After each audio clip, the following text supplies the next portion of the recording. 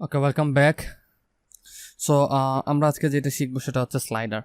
আমরা দেখেছিলাম যে ফ্রি ভার্সন ইউজ করে কিভাবে একটা স্লাইড তৈরি করতে যায়, বাট আমরা এখানে হচ্ছে যে প্রো ভার্সন ইউজ করে আমরা দেখবো যে এই যে ফ্রি ভার্সন থেকে আমরা একটা স্লাইডার দেখেছিলাম আপনাদেরকে, এই যে ইমেজ ক্যারোসেলের মাধ্যমে একটা স্লাইডার তৈরি করেছিলাম, বাট আজকে একটা প্রফেশনালি একটা স্লাইডার তৈরি করব হচ্ছে যে এলিমেন্টর প্রো দিয়ে। সো আমি প্রথমেই যদি এখানে একটু সার্চ করি যে, সো আমরা এখানে একটা নিউ ব্রাউজারে যদি এসে লিখি যে স্লাইডার,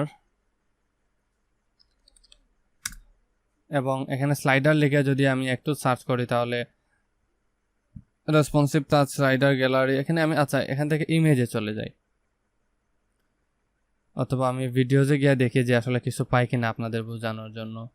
ওকে, সো অনেক জিনিসই আছে। ওকে, বাট আমি অলে চলে যাই, যাওয়ার পরে যে স্লাইডার যে কোয়েরি ইউআই যেটা আছে, আমি আসলে ওইখানে একটা জিনিস আপনাদেরকে বোঝাতে চাচ্ছি যে আসলে স্লাইডারটা কিভাবে কাজ করে, একটা এজেন্সিয়াল কম্পোনেন্ট স্লাইডারে হতে হলে কী কী দেখাতে হবে। সো এটা না দেখি আমি এক কাজ করি, আমি কিছু শপে ঢুকে যাই, যেমন হচ্ছে BD shop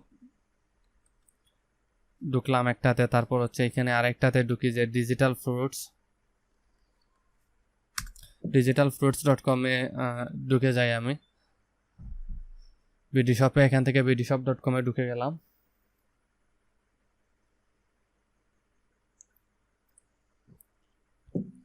okay, so BD শপে ঢোকার পর আপাতত আমি এখানে কোনো স্লাইডার দেখতে পারতেছি না, আমি হোমে চলে যাই। বাট ডিজিটাল শপে যদি আমি ঢুকি তাহলে এই যে দেখুন একটা স্লাইডার আসছে, দেখতে পারতেছেন। সো এই স্লাইডারগুলো কিভাবে অ্যাড করতে হয় আমরা আজকে এখানে শিখবো। আমি জাস্ট বিডি শপে ঢুকে দেখি পাই কিনা, না আসলে এখানে নাই, বিডি শপের স্লাইডারটা এখানে আমার দেখা যাচ্ছে না। সো আমি একটা কাজ করি, আমি এখান থেকে এলিমেন্টরে চলে যাই, এইটাকেও কেটে দিই এবং স্লাইডার লিখে সার্চ করি। এই যে দেখুন একটা স্লাইড আসছে আর একটা হচ্ছে ইমেজ ক্যারোসেল আসছে, জাস্ট ডিলিট করে দিলাম।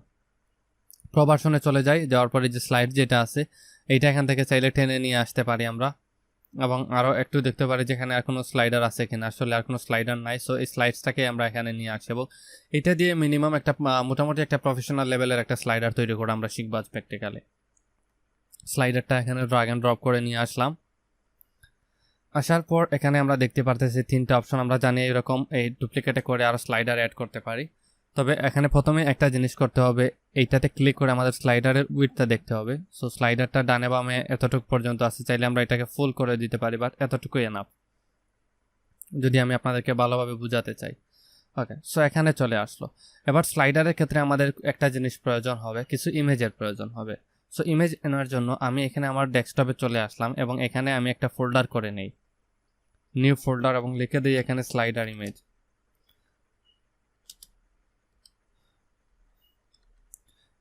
এই ইমেজগুলো আমি আপনাদেরকে সোর্স ফাইলে দিয়ে দিব যাতে আপনারা প্র্যাকটিস করতে পারেন। এবং আমি এখান থেকে চলে যাই দিস পিসি থেকে আমার ডাউনলোডে চলে যাই, একটা ক্লায়েন্টের কিছু ইমেজ ছিল আমার কাছে, জাস্ট ওখান থেকে আমি আপনাদেরকে কিছু ইমেজ নিয়ে এসে এখানে বুঝিয়ে দেওয়ার চেষ্টা করি যে কীভাবে স্লাইডারটাকে আপনারা অ্যাড করতে পারেন। সো এখানে উনি আমাকে 3টা ইমেজ দিয়েছিলেন, আমি জানি না যে ইমেজের সাইজগুলা কতটুকু আসলে কারেক্টভাবে করা। সো আমি এখান থেকে হচ্ছে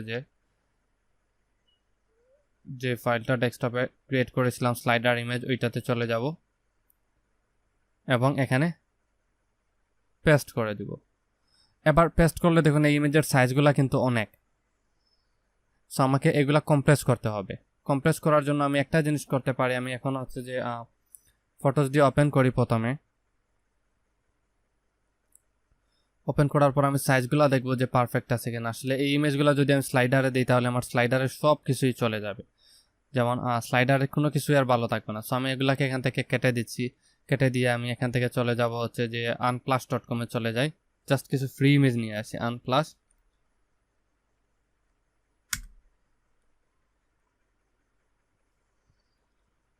প্রথম ওয়েবসাইটটাতে ঢুকে যাই এবং এখানে আমি সার্চ করি যে ফ্রুটস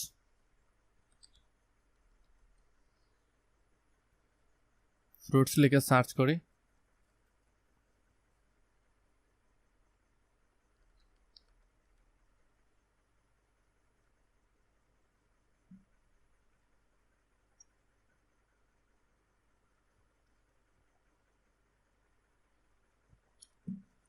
এই যে অনেকগুলো ইমেজ চলে আসলো, এর মধ্যে থেকে আমি সেই ইমেজগুলো নেবো যেগুলো ভার্টিক্যালি অ্যালাইন করা আছে, যেমন এইটা, তারপর হচ্ছে এইটা। সো আমি এইটা নিলাম। নট আমি এখান থেকে ডাউনলোডে ক্লিক করব না, আমি এইটাকে ওপেন করব। ওপেন করার পর এই ডাউনলোড ফ্রি অপশন থেকে ড্রপ ডাউনে ক্লিক করব। ক্লিক করার পর এই যে স্মল যে সাইজটা আছে ওই সাইজটাকে কপি করব। এই যে 105 কেবি দেখতে পারতেছেন। আর এই ইমেজগুলোর কোনো কপিরাইট নাই, এগুলো কপিরাইট ফ্রি। তারপর আমি নেক্সট আরও একটা ইমেজে যাই।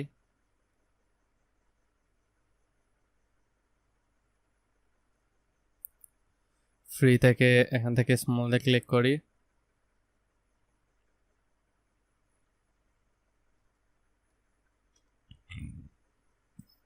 দুইটা হয়ে গেল, তিনটায় চলে আসছে। ক্রস করে দেই।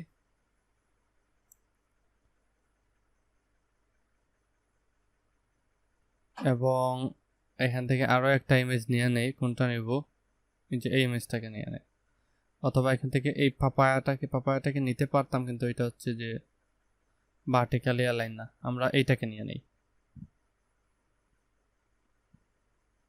ডাউনলোড ফ্রি দেন স্মল।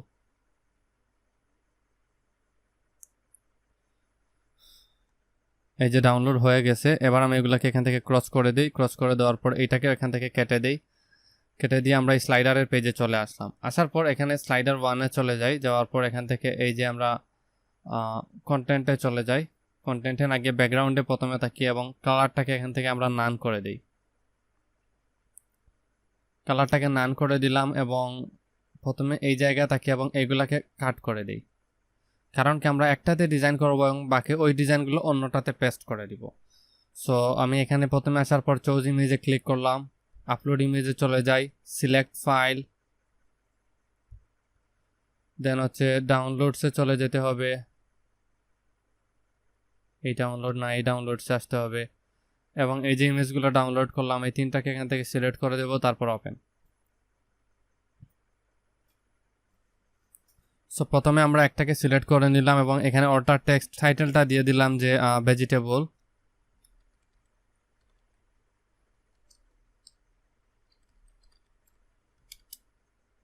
এবং অল্টার টেক্সটে দিয়ে দেই যে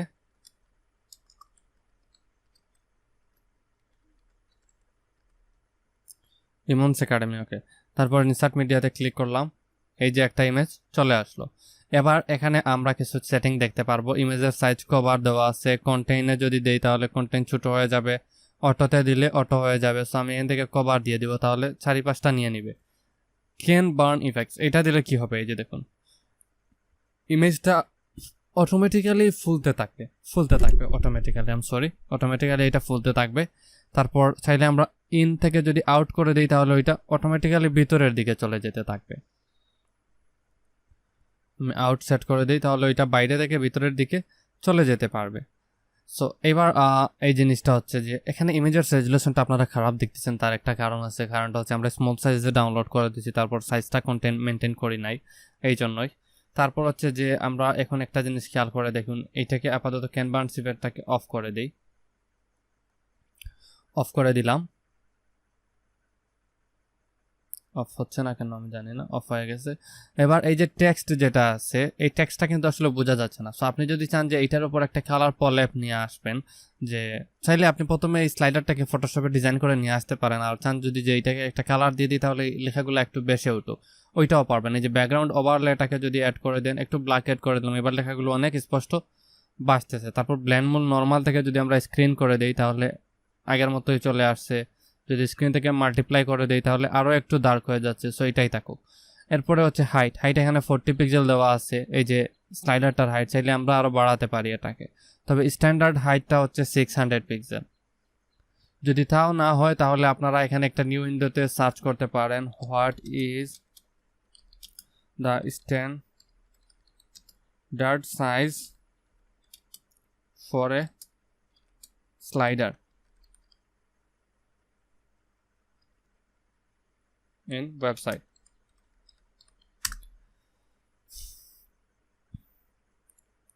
800 পিক্সেল। সো এখানে দেখাচ্ছে কি an optimal size for a slider is 1200 pixel with or 500 pixel or 800 pixel, অর্থাৎ 500 থেকে 800 পিক্সেলের মধ্যে রাখলেই ওইটা হচ্ছে স্ট্যান্ডার্ড। সো আমরা কত রাখলাম 600 এবং উইথটা 1200 পিক্সেল থাক, সমস্যা নেই। সো এবার এটা গেল।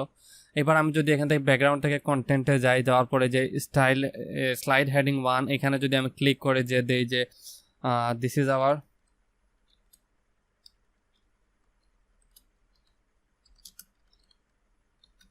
First slider,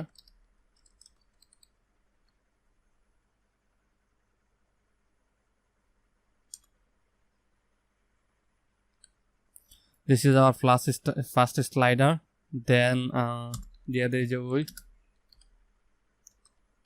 download the photo from Unsplash,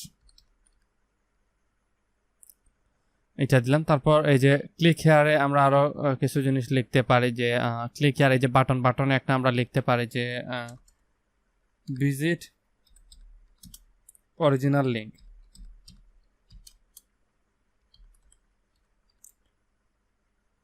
visit original link দিয়ে এখানে আমরা লিঙ্কটাকে সেট করে দিতে পারি। আমি আপাতত ডেড লিঙ্ক করে দিচ্ছি। এরপর হচ্ছে এই কন্টেন্টের অপশন, স্লাইডার কন্টেন্টের অপশন শেষ। এইবারে যেটা স্টাইলে যাওয়ার পরে যে কাস্টম স্টাইলে যদি ক্লিক করি তাহলে এখানে আমরা কাস্টমার কিছু স্টাইল করতে পারবো, কন্টেন্ট কালারটাকে চেঞ্জ করতে পারবো এবং টেক্সট শ্যাডো দিতে পারবো, ইত্যাদি করতে পারবো।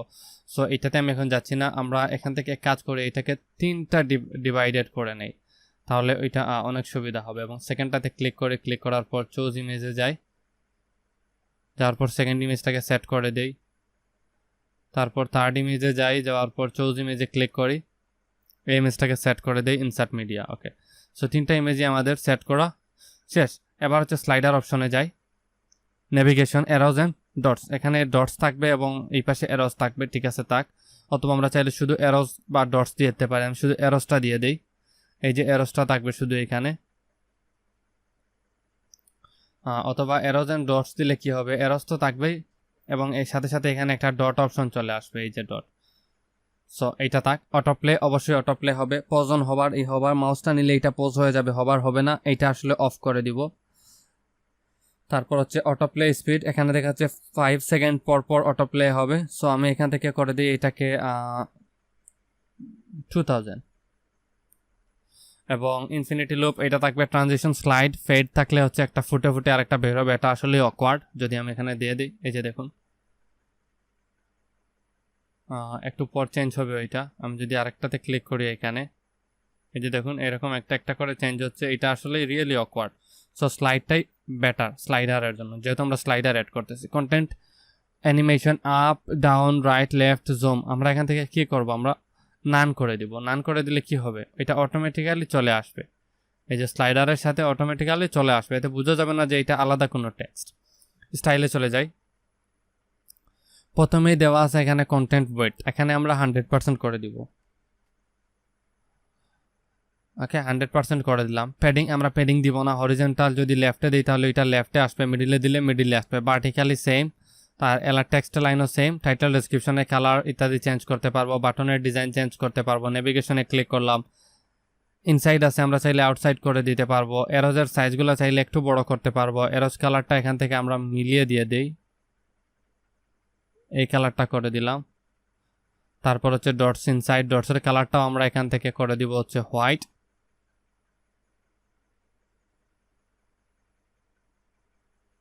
ডটসের কালারটা হোয়াইট করে দিলাম।